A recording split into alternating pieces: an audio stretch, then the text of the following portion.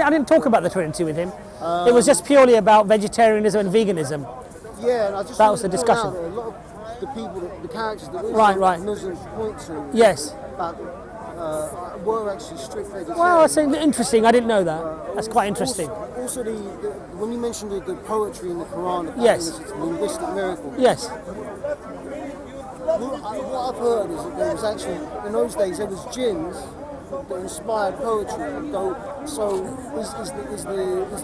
If something is linguistically beautiful, it's not necessarily a sign that it came from God. That's true. That's true. But even the Arabs, you see, at the time, the Arabs knew, and Allah says in the Quran that if all of the jinn and the ins, if all of jinn and ins got together to reproduce this Quran, they couldn't do it.